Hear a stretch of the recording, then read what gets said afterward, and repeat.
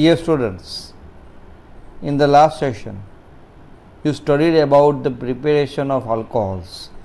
છેલ્લા સેશનમાં તમે આલ્કોહોલ સંયોજનોની બનાવટ વિશે શીખ્યા. In the present session, we will study about the preparation of phenols. હવે આ સેશનમાં આપણે ફિનોલની બનાવટ વિશે સમજૂતી પ્રાપ્ત કરીશું. So dear students, now get ready to learn the preparation of phenols. Dear students, phenol સંયોજનોની બનાવટ શીખીએ.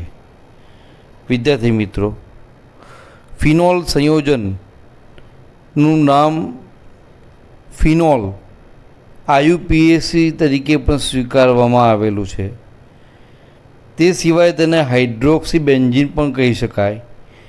અન્ય બીજું એક નામ છે કાર્બોલિક એસિડ.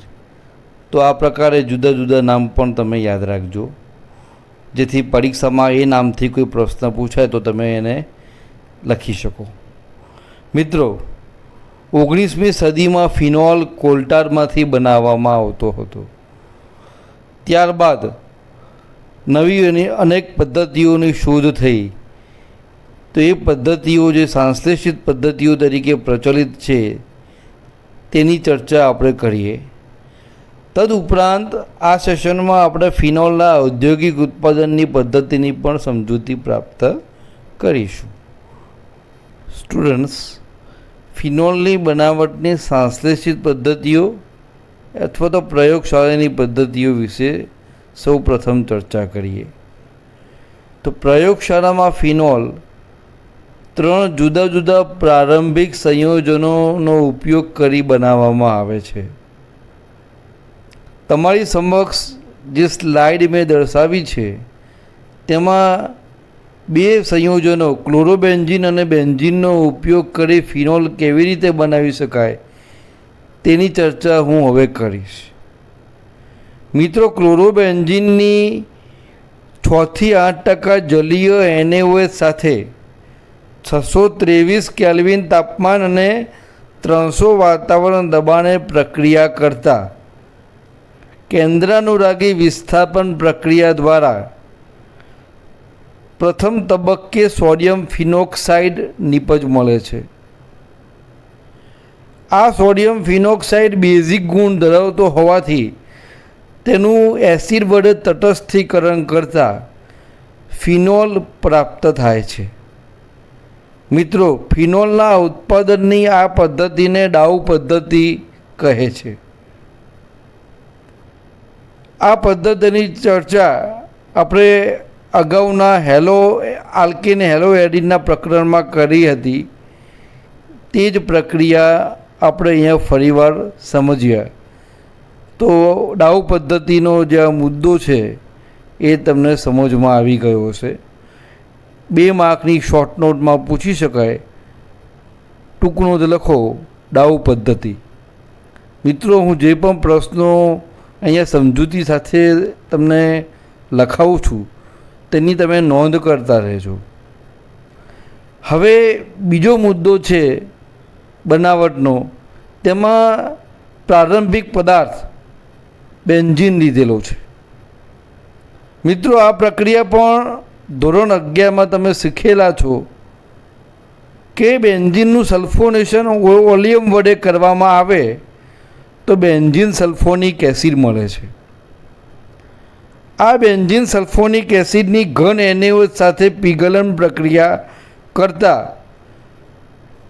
સોડિયમ ફિનોક્સાઇડ મળે છે અને જેનું તટસ્થીકરણ એસિડ વડે કરવામાં આવે તો ફિનોલ મળે છે. તો મિત્રો, આ પ્રકારે બેન્ઝીનમાંથી સલ્ફોનેશન દ્વારા બેન્ઝીન સલ્ફોનિક એસિડ બનાવી તેની ઘન NaOH સાથેની પીગલન પ્રક્રિયાથી અને ત્યારબાદ તટસ્થીકરણ દ્વારા ફિનોલ પ્રાપ્ત કરી શકાય છે. આ બંને પદ્ધતિ તમે સમજી ચૂક્યા છો. ડિયર સ્ટુડન્ટ્સ, ક્લોરોબેન્ઝીન અને બેન્ઝીનમાંથી ફિનોલ મેળવી શકાય છે તે તમે શીખ્યા. હવે પ્રયોગશાળામાં ફિનોલની બનાવટની આ ત્રીજી પદ્ધતિ કે જેમાં એનિલિનમાંથી ફિનોલ કેવી રીતે મેળવી શકાય તે શીખીએ. મિત્રો, એનિલિનની નાઇટ્રસ એસિડ સાથે 273 થી 278 કેલ્વિન તાપમાને ડાયઝોટાઇઝેશન પ્રક્રિયા કરતાં બેન્ઝીન ડાયઝોનિયમ ક્લોરાઇડ એટલે કે ડાયઝોનિયમ ક્ષાર મળે છે. આ ડાયઝોનિયમ ક્ષારની પાણી કે મંદ એસિડ સાથે જળ વિભાજન પ્રક્રિયા કરતાં ફિનોલ પ્રાપ્ત થાય છે. મિત્રો, ડાયઝોટાઇઝેશન પ્રક્રિયાની ચર્ચા અગાઉ પ્રકરણ 10માં સેન્ડ મેયર પ્રક્રિયાની સમજૂતી વખતે તમે કરી હતી. તો ડાયઝોટાઇઝેશન પ્રક્રિયામાં જે HNO2 છે તે પ્રક્રિયા મિશ્રણમાં NaNO2 અને HClના મિશ્રણથી આડકતરી રીતે પેદા કરીને વાપરવામાં આવેલો પદાર્થ છે. આ પ્રક્રિયામાં ડાયઝોનિયમ ક્ષાર ઓરડાના તાપમાને અસ્થાયી હોવાથી પ્રક્રિયા 273 થી 278 કેલ્વિન તાપમાને કરવામાં આવે છે. ડાયઝોનિયમ ક્ષારના જળ વિભાજનથી આપણને ફિનોલ મળે છે. પ્રક્રિયા દરમિયાન N2 અને HCl દૂર થાય છે. તો મિત્રો, આ પ્રકારે એનિલિનમાંથી ફિનોલ મેળવી શકાય. 2 તબક્કા થયા છે જે તમને પરિવર્તન તરીકે પણ પૂછી શકાય. હવે મિત્રો, આપણે ફિનોલની ઔદ્યોગિક બનાવટની બહુ મહત્ત્વની એવી ક્યુમિન પદ્ધતિ વિશે ચર્ચા શરૂ કરીએ. ડિયર સ્ટુડન્ટ્સ, ક્યુમિન પદ્ધતિ વડે ફિનોલનું ઔદ્યોગિક ઉત્પાદન સમજાવો તેવો પ્રશ્ન પૂછાય. ટૂંકનો જ પૂછાય, પ્રશ્ન પૂછી શકાય. તો આપણે આ પદ્ધતિ સમજી લઈએ. ક્યુમિન કે જેને આઇસોપ્રોપાઇલ બેન્ઝીન કહે છે, ક્યુમિનની બનાવટ બેન્ઝીનમાંથી કરવામાં આવે છે. બેન્ઝીનની પ્રોપીન સાથે ફોસ્ફોરિક એસિડની હાજરીમાં પ્રક્રિયા કરતાં ક્યુમિન મળે છે, જેને આઇસોપ્રોપાઇલ બેન્ઝીન કહે છે. IUPAC નામ લખવું હોય તો 2-ફિનાઇલ પ્રોપેન એમ લખી શકો. હવે આ જે ક્યુમિન મળ્યો મિત્રો, તેનું સૂર્યપ્રકાશની હાજરીમાં હવા વડે, ઓક્સિજન વડે ઓક્સિડેશન કરવામાં આવે તો ક્યુમિન હાઇડ્રોપેરોક્સાઇડ નિપજ પ્રાપ્ત થાય છે. આ પ્રક્રિયામાં ક્યુમિનમાં જે કાર્બન ફિનોલ એટલે કે બેન્ઝીન વલય સાથે જોડાયેલો છે, બેન્ઝીન વલય સાથે જોડાયેલો છે, તે કાર્બન અને હાઇડ્રોજન વચ્ચે ઓક્સિજન ઉમેરાય છે. મિત્રો, એટલે બહુ યાદ રાખવા માટે બહુ સરળ વસ્તુ છે. એ કાર્બન અને હાઇડ્રોજન વચ્ચે ઓક્સિજન ઉમેરાય છે અને પેરોક્સાઇડ બંધની રચના થતી હોવાથી જે નિપજ મળે છે તેને ક્યુમિન હાઇડ્રોપેરોક્સાઇડ એવું નામ આપવામાં આવ્યું છે. ક્યુમિન હાઇડ્રોપેરોક્સાઇડની મંદ એસિડ સાથેની જળ વિભાજન પ્રક્રિયાથી ફિનોલ પ્રાપ્ત થાય છે. મિત્રો, ફિનોલની બનાવટની આ ક્યુમિન પદ્ધતિ ઔદ્યોગિક દ્રષ્ટિએ ખૂબ ફાયદાકારક છે. એના ઘણા ફાયદા છે. પહેલો ફાયદો કે વધુ પ્રમાણમાં ફિનોલ મેળવી શકાય છે. હાઈ યીલ્ડ, વધુ પ્રમાણમાં પ્રોડક્શન મળે. ઇન્ડસ્ટ્રીમાં પ્રોડક્શન કોસ્ટ ત્યારે જ ઘટે કે જ્યારે નિપજ વધુ પ્રમાણમાં મળે. એટલે નિપજનું પ્રમાણ વધારે મળે છે, એટલે કે ફિનોલનું પ્રમાણ વધારે મળે છે. જે નિપજ મળે છે એ ખૂબ ઊંચી શુદ્ધતાવાળી મળે છે, હાઈ પ્યોરિટી છે. આ બીજો ફાયદો.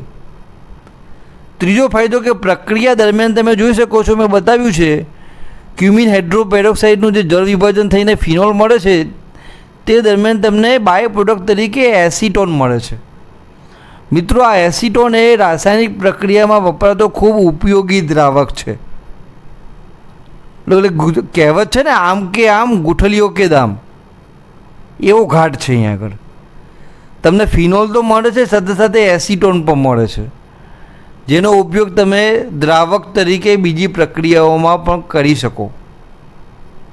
તો આ પ્રકારે ફિનોલ નું ઉત્પાદન ક્યુમિન પદ્ધતિ વડે કરવામાં આવે છે.